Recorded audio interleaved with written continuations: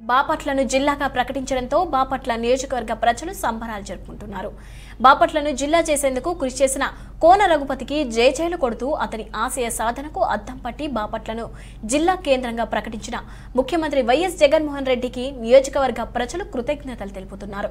బాపట్లను జిల్లాగా సాధించిన కోన రఘుపతి ఇది కేవలం తన ప్రతిభ మాత్రమే కాదని అందరి సహకారం కూడా ఉందని, మనందరిది కేవలం మానవ ప్రయత్నమేనని, దీనికి దైవానుగ్రహం కూడా ఉందని, అందుకే మనం బాపట్లను జిల్లాగా సాధించగలిగామని నమ్మిన కోన బాపట్ల ప్రజల ఇలవేల్పు ఎంతో ప్రసిద్ధిగాంచిన శ్రీ క్షీర భావనారాయణ స్వామికి మరియు దైవస్థానంలో గల పాల మొక్కులు తీర్చామని, అదేవిధంగా ఇతర మతస్థులు చర్చిల్లోనూ మసీదుల్లోనూ వారి వారి నమ్మకాలను బట్టి మాఘమాసంలోని మొదటి 3 ఆదివారాలలో ఏదో ఒక ఆదివారం ప్రార్థనలు చేయమని తన వ్యక్తిగతంగా అభ్యర్థించారు. అందులో భాగంగా వైసీపీ బాపట్ల పట్టణ అధ్యక్షులు నరాలశెట్టి ప్రకాష్ సారథ్యంలో నేడు బాపట్ల ప్రజల ఆరాధ్య దైవమైన మరియు ఎంతో ప్రసిద్ధిగాంచిన శ్రీ క్షీర భావనారాయణ స్వామి దైవాలయంలో పొంగులు సమర్పించి పెద్ద పండుగలా నిర్వహించారు. పట్టణంలోని ప్రజలు మరియు మహిళలు ఈ కార్యక్రమంలో భారీ సంఖ్యలో పాల్గొన్నారు. ఈ కార్యక్రమాలకు శాసనసభ ఉప సభాపతి కోన రఘుపతి దంపతులు కూడా భక్తులు కలిసి పాదయాత్రగా వచ్చి శ్రీ క్షీర భావనారాయణ స్వామి దేవాలయంలో స్వామివారికి ప్రత్యేక పూజలు నిర్వహించి తమ మొక్కులను తీర్చుకున్నారు. ఈ సందర్భంగా కోన రఘుపతి మాట్లాడుతూ 1981లో స్వర్గీయ కోన ప్రభాకరరావు బాపట్లను జిల్లాగా చేసేందుకు కృషి చేసినప్పటికీ జిల్లాను సాధించగలమని పరిస్థితి నెలకొంది. కానీ 30 సంవత్సరాల తర్వాత ప్రజల అండతో ముఖ్యమంత్రి వైఎస్ జగన్మోహన్ రెడ్డి ద్వారా బాపట్ల జిల్లాను ప్రకటించినందుకు జగన్మోహన్ రెడ్డికి కృతజ్ఞతలు తెలిపారు.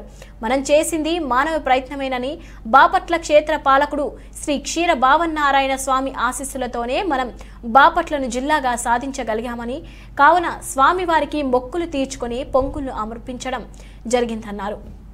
జిల్లాగా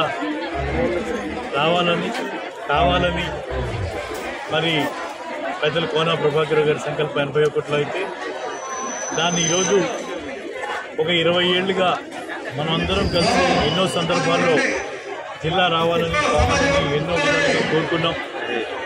ఈరోజు గౌరవ ముఖ్యమంత్రి గారు శ్రీ వైఎస్ జగన్మోహన్ రెడ్డి గారితో ద్వారా వారి చేతుల మీదుగా ఈరోజు మన కళ నెరవేరిన దానికి వారికి సర్వదా నమస్కారాలు తెలియజేసుకుంటూ, మనకంతా మానవ ప్రయత్నమే, దీంతో పాటుగా భగవంతుడి ఆశీస్సులు కూడా ఉన్నాయి కాబట్టి మనం ఈ బాపట్ల క్షేత్ర పాలకుడు క్షీర భావనారాయణ స్వామి, ఆ భావనారాయణ స్వామి అనుగ్రహంతో మనం ఒక సంకల్పం చేశాం.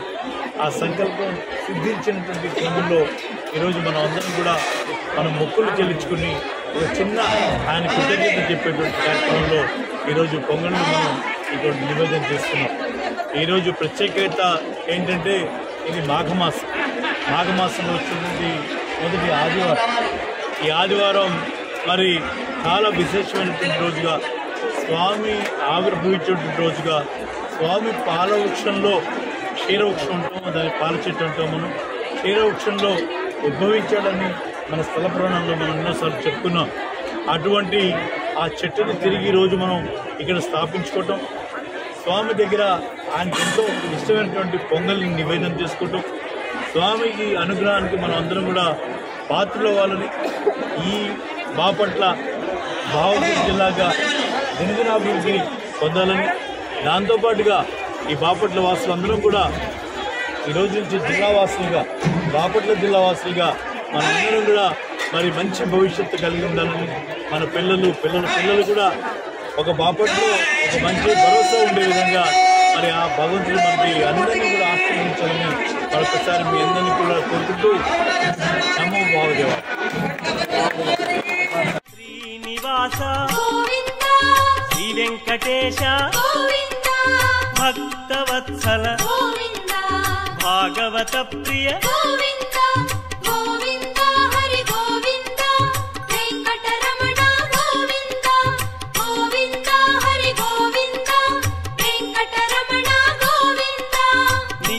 నిర్మల నీలమేఘ శ్యామ పురాణ పురుష పుండరీకాక్ష